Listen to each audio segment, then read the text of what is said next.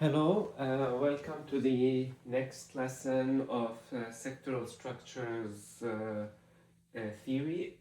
We talked about the concept of fitting in a sectoral structure into a sectoral set. So we said if a sectoral structure does not belong to a given sectoral set, there is still a way for it to fit into that set if it shares an irreducible form with one of the elements of that sectoral set. We will try to expand this concept a little bit further today. So let's look at the sectoral set ST4. And from now on, to make a distinction between different types of sets, we will call ST4, as in the set of all sectoral structures of degree 4, a complete sectoral set of degree 4. And any subset of that we will refer to as a partial sectoral set. Let's look at a special type of subset, and we're going to see many subsets as we go forward. Let's look at the subset here that is made up of 2 squared subscript 4 and 4 subscript 4. And again, we are looking at the geometric shapes that are represented by these numbers. We will call this partial sectoral set TU subscript 4. So to distinguish it, we call the complete sectoral set ST subscript 4, and we will call this one TU subscript 4.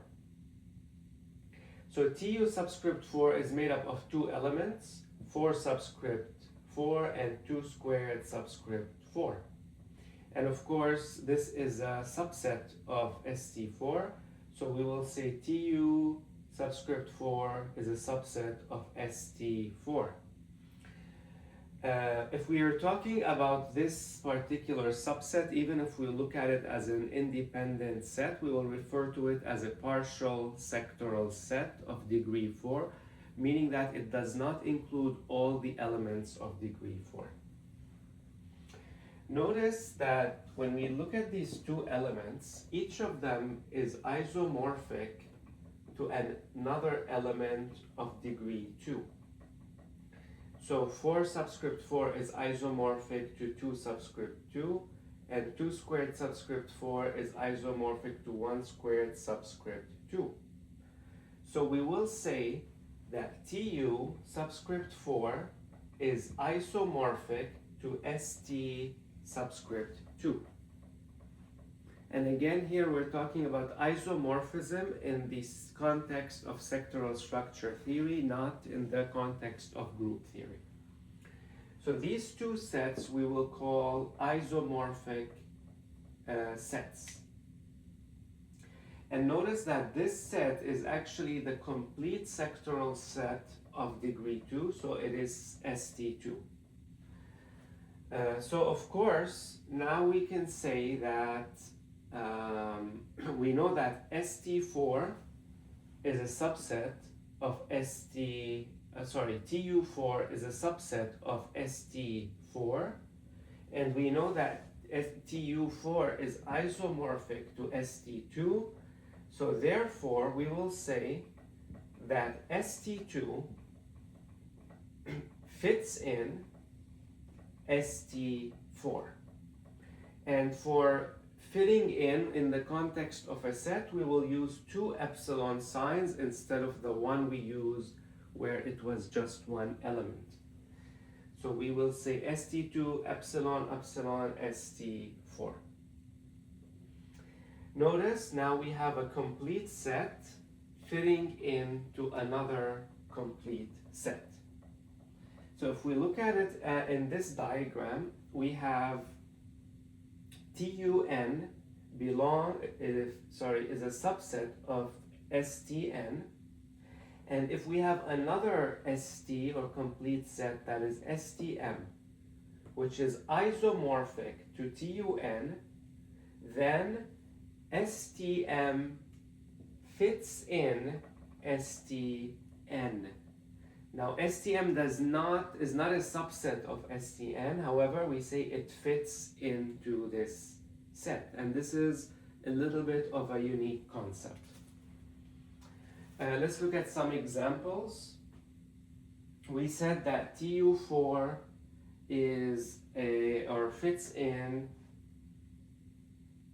where was it? It fits in ST4, but also we can say that TU4 fits in ST2. So we know that TU4, let's do it here, which is this one, contains all the elements of ST2. So while it's not a subset of ST2, here it is, TU4 also fits in ST2. TU4 also fits in ST6 because these two elements are both isomorphic to elements in ST6. We can also say that ST2, this set, fits in ST6. Now, does ST4 fit in ST6? No, because not every element of ST4 is isomorphic to an element in ST6. And here we can see why the word isomorphic might really be a good choice. Now let's look at another example. If we have two partial sets, TUN and TUM, such that TUN is a subset or a partial set of STN, and TUN is a subset of STM, and we know that TUN is isomorphic to TUM, then we can say that TUN fits in STM and TUM fits in STN. And we can see there's a hint of category theory here as well, in addition to set theory, but it's also a unique way to look at things. So in this lesson, we have identified the concept of having isomorphic sets and isomorphic partial sets, and that a set or a partial set can also fit into another set without really being a subset of it. Hope that's clear, and I'll see you in the next lesson.